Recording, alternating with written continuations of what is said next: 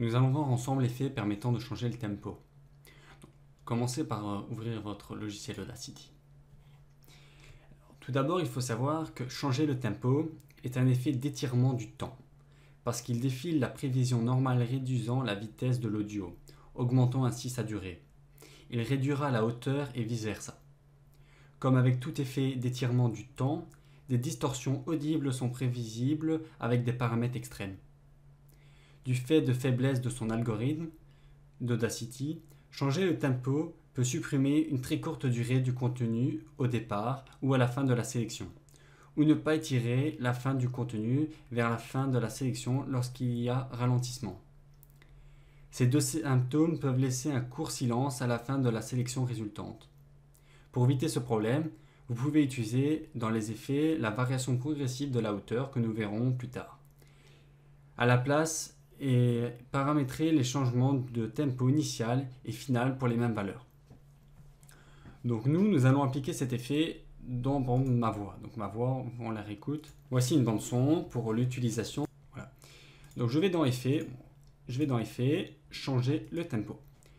Le tempo, si vous savez un peu ce que c'est le tempo, c'est vraiment, c'est comme des battements. C'est ce qui donne vraiment le temps. C'est quand vous voilà. Vous avez un chanteur, vous chantez et tu as toute la foule qui tape dans les mains.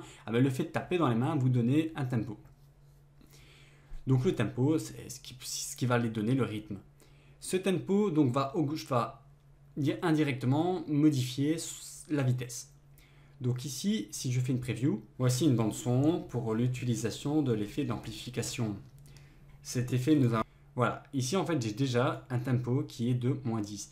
Donc imaginons, je remets un tempo, bon, on va ralentir, donc on se remet de 0, vous aviez écouté à 0. Voici une bande son pour l'utilisation de l'effet d'amplification. Là je parle normalement. Ensuite, vous pouvez donc réduire le tempo à -33. Je vais parler beaucoup plus lentement, mais en restant toujours audible. Voici une bande son pour l'utilisation de l'effet d'amplification. Là, on a eu une distorsion. Cette distorsion, c'est parce qu'on arrive déjà dans des valeurs qui sont déjà élevées, extrêmes. Donc, c'est en fonction déjà de la source, vous pourrez atteindre d'autres valeurs. Mais si, imaginons, j'accélère le tempo. Donc, vous voyez, ici, on est beaucoup trop extrême. Mais si je venais à mettre tout simplement même plus 10, donc il y a toujours les battements. Voilà. Donc vous avez depuis le vert, ça c'est comme je disais pour l'effet précédent, c'est qu'on doit connaître depuis où vous êtes. Si vous connaissez déjà le tempo de votre bande son originale, vous pouvez établir un tempo sur lequel vous voulez aller. Mais si vous n'indiquez pas au logiciel le tempo actuel, il ne peut pas établir déjà de modification. Donc pour ce faire, vous êtes obligé de faire via le curseur ici que vous pouvez déplacer, vous permettant de faire à chaque fois par la preview.